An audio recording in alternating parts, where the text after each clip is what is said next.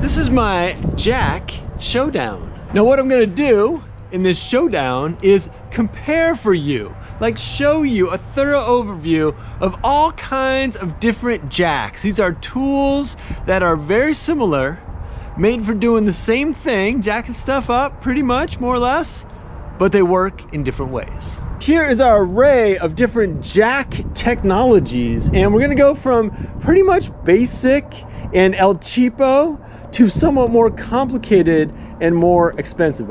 So the first one we're going to go through is the basic screw jack. Then we're going to talk about bottle jacks, which kind of go together with jack stands. So we got some jack stands over here, and we got a bunch of bottle jacks. Then leave it up to the modern imagination to come up with a hybrid bottle jack stand combo, the Uni Jack. We got to talk about that. We got two farm jacks to go through, sometimes called high lift jacks. High lift is like the brand, so it's really called the farm jack. Then we got a couple of floor jacks. This one, you know, relatively recent, like 1970s. This guy, like maybe 1870s. And then last but not least, the secret weapon, the portable press. It's kind of like the Swiss Army knife of uber super powerful jacks. The first one in the lineup is the traditional screw jack. At the center of these jacks is a gear. It's got that worm gear thing going on. So as that screw moves, it creates the mechanical advantage to lift the jack. The thing I'll say about the screw jack, even though it gets kind of like a bad rap as like the basic jack that every Hyundai comes with, the dang things work and they never fail you and they don't leak fluid. And if they start to seize up and stuff, squirt a little grease on them, they are effective. Now, I was kind of hoping to look kind of cool using the screw jack, but basically it's got like the wackiest handle of any screw jack that's ever been made. I think this one was just not intended to ever be used, you know, just like store it away in the boot and forget about it. Now let's not just discount the screw jack. It actually shows up all over the place. A lot of trailer tongues have a screw jack. Same basic principle. I'm just lowering my foot there and then raising it up. And then on this smaller trailer, pretty much the same deal. Just a mechanical screw jack for raising it and lowering it. And the principles of that screw jack are live right here and visible in this vise, where you can see the screw moving, giving you the mechanical advantage to move the foot. And now this guy is actually a screw jack as well. It looks like one of these bottle jacks, you know, it's got that bottle jack kind of look to it. And this actually came with my F350. Screw jack action disguised as a bottle jack. And it's a pretty powerful jack. I think it's a 3-ton jack. This is a 3-ton guy, so 6,000 pounds. Another 3-ton jack. These two are pretty much the same, kind of older jacks. This is a 6-ton bottle jack. Now how do they get 6 tons of power in a 3-ton body? I do not know. And this is a 12-ton bottle jack. Now let me just say that the bottle jack is kind of height disadvantaged. So they usually come with kind of like a little height extender, like a little screw top thing, to get that bottle jack up into things a little better than it would otherwise. However, you will end up jacking with your bottle jack, like raising that baby up and then putting your jack stand in there and then bringing your bottle jack down, repositioning your bottle jack, putting some blocks of wood under it and raising it up. They're just kind of, you know, they're kind of dinky. When you're using the bottle jack under there, you're basically looking for a really solid connection. You know, you don't want to go jacking on something rubber or flimsy or bendable or whatever. You also want the jack itself to be on solid ground. So here I'm on some concrete. That's nice, but that doesn't really happen all the time. If you slip a board or a brick under that bottle jack, even on soft ground, it's much less likely to sink. All right, we got the tire off the ground with the classic bottle jack stand scenarios. Now this jack stand's only a 3-ton jack stand, which will be plenty for the front end of this truck, but the jack itself is a 6-ton jack. So the bottle jack is doing the work. The jack stand is kind of like the backup. So as backup, what I do is I lower the vehicle onto the jack stand just a little bit. Just put a little bit of force on that jack stand and then return to the bottle jack, give it like 1 pump, just so the bottle jack is doing some work, but the jack stand is running back up. All right, now let's say you want to use a little stumpy guy this 12-ton freaking jack, like really powerful jack, and you want to raise up your trailer. Now, your trailer is, what is that, 24 inches above the ground, something like that?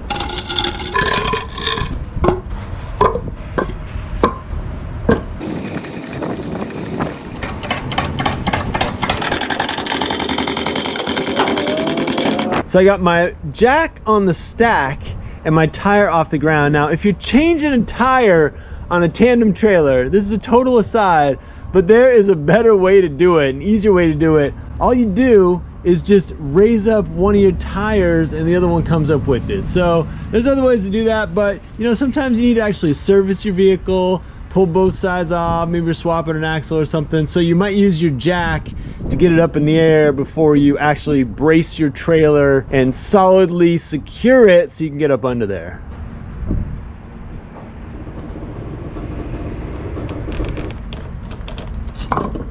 All right, now check out the Uni Jack. The Uni Jack is basically the bottle jack and the jack stand all jacked together. Using the Uni Jack is very straight up. It's a lot like a bottle jack. The only difference is that it's got this lever on the bottom. It kind of pops up and down. You kind of got to watch that lever while you're jacking. When that baby clicks, it just means that the jack stand part of the jack is engaged. So the basic deal with this thing is you're not really safe with the stand part of it until this guy clicks down. And it's got instructions here. Basically, red is locked. That seems kind of weird. I would say green is locked, like that it's good, and red is unlocked, like dangerous. But anyway, down is locked. So once you're locked, you can actually lower the jack part of things and start to rely on the jack stand. So right now you're all jack stand, and the jack is actually with no pressure, so there's no hydraulic pressure in there. If you lock it back in, then you can start raising it back up in order to unlock this thing. And to unlock it, you can actually click it all the way up, and then you can lower your jack down, just like you would with the regular jack. Suddenly it becomes like a regular jack with the stand just kind of sitting on its side, not really doing anything.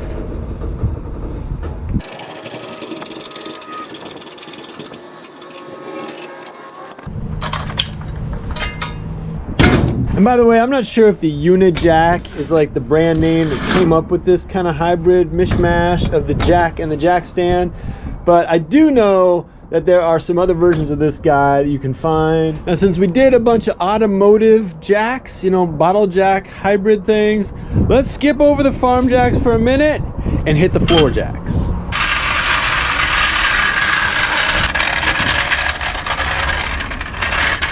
Now, the simple way of operating a floor jack is with the handle, and all you gotta do is tighten it up. And when you tighten it up, you're doing the same thing as when you tighten up that little valve on the bottom of the bottle jack.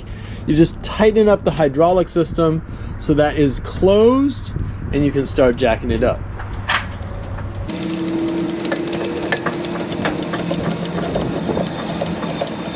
Just twist the handle to open that valve and let the pressure out of the jack.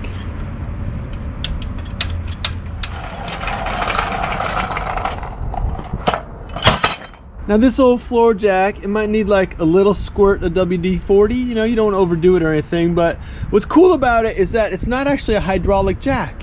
It's a floor jack with a mechanical ratcheting system. And the way this guy works, not that you're going to be out shopping for one of these things or anything, because you know, it's not really like totally available on Amazon, maybe eBay, but not Amazon. The way this works is you would mechanically raise it up kind of to your location, you know, like right beneath the frame right there.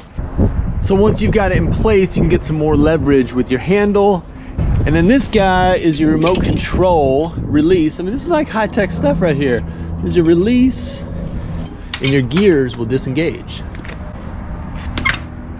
And there are even lower profile floor jacks and beefier ones that can lift more weight. All right, next up, let's talk about the farm jack. One of the more versatile jacks, a little bit dangerous. You can definitely pinch a finger in these guys, but they are awesome because you can do a lot of different things with them. I've got my old one that's just kind of been through heck with me, kind of beat up, and actually, I think I bent the shaft on it Oh yeah.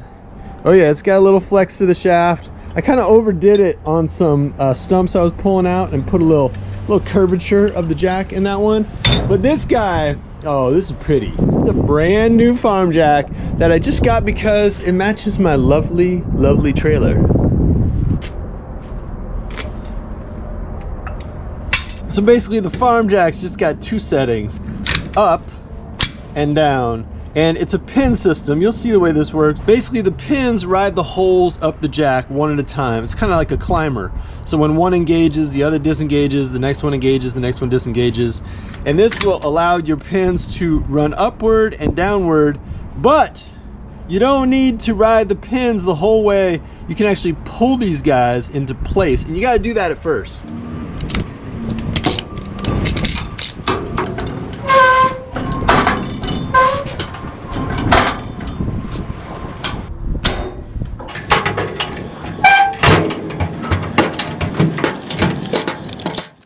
The farm jack got its name not because it is only good at jacking up vehicles, and it is good at that, but because it's also really great and handy for lifting and moving all kinds of other stuff. So it's handy in construction and on the farm. I also attach some 2x4 stabilizers to mine and use it for pulling out bushes, stumps, fence posts, and stuff like that. Now, I'm not like a big safety guy, you know, like one of those people who's like, oh, you got to be like super careful, really safe. You don't want to get hurt. I mean, you're going to get hurt once in a while. That just happens. But the farm jack is kind of designed to bust you up. So here's just a few things to watch out for if you haven't used a farm jack before. First thing is that when you set it down, first the handle falls over and then the jack falls over. So the handle will get you when it falls, and then when you go to put it back up, you will invariably smash your finger. The other thing is that your jack mechanism can, if the pins don't fully engage, run free. That's kind of convenient because you can pull it up to your location, lock it in place, and start jacking. But if you're in the down position and your foot's in the way, you'll smash your foot. The other thing about the farm jack that's just a little bit sketchy is that as you go up, and especially as you go high, because you know this thing's 48 inches, that other one's like 62 inches. As you get higher, these things want to tip or flop side to side. And just like with the other jack, down will disengage, but it's not going to set it free. You know, it's going to like drop your load.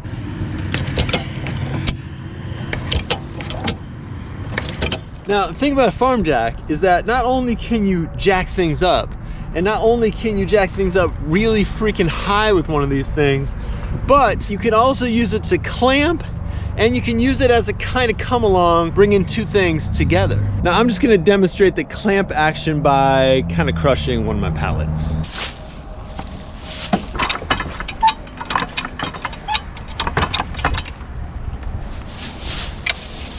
Now we got the jack engaged in clamp mode. This guy can be taken off and located anywhere on your track, and most farm jacks will come with this or something like this. Some people will fabricate one that's even a little bit more burly, and by hooking a chain on here, that's how you would use this as a come along.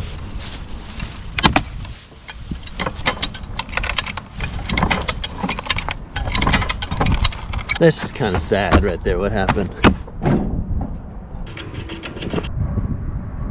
Now last, but certainly not least, is the porta press.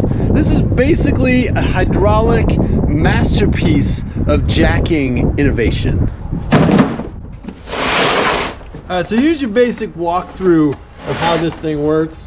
You've got a bunch of attachments and stuff, but at the heart of the matter is your jack, which is pretty much like a bottle jack or a floor jack in that you've got your hydraulic, I think they call it a ram. You got your hydraulic ram going on right here. And this guy, this is your valve. Just like on the bottle jack, this will alleviate the pressure on the system, and this will maintain the pressure on the system. But what's cool about the portable puller or the portable press is that you've got your attachment hose, kind of like on a tractor. You've got like your hydraulic attachment hose that you can hook up with the business end of the jack. Now, every other jack we've looked at has the shortcoming of not being able to fit up under really tight little small spaces and things. That is just one of the things this portable puller jack combo dealio does really, really well.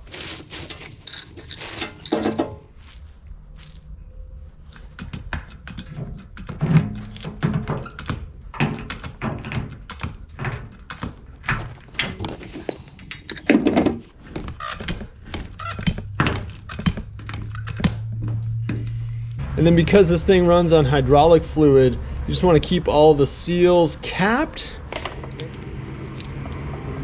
And then this guy is the more traditional jack. And then this thing's got like a whole array of attachments. So, you know, if you want to use like a chisel tip or a small pusher, say you're pushing pipe or something, you can hook it up. It's also got a bunch of extenders. So if you want to go low, you can go low. Or if you want to go extendo, you can go extendo. This is your male-to-male coupler for your different attachments. So basically it's like a jack on crack. It's got the 4-ton capacity, but the attachments are what really makes it. You can chisel, you can go soft tip, or you can use a little pincer claw to get up under tight little spaces. All right, so I gotta answer the question here at the end. Which jack is my favorite? If I was marooned on a deserted island and I had to do a whole lot of jacking stuff up, which jack would I use? Okay, so we got the screw jacks, we got the bottle jacks, we got the bottle jack combo, we got the floor jacks, newish and oldish, we got the farm jack, and we got the multi-puller Fandango jailbreak jack. All right, now the cop-out answer is that they all have a place. You know, like in your vehicle, if you want to change a tire, you got to have a bottle jack. A screw jack is nice if you got like a lighter car and you don't want to really mess with a big old jack. But what do I really think? What is the ultimate jack for all kinds of stuff?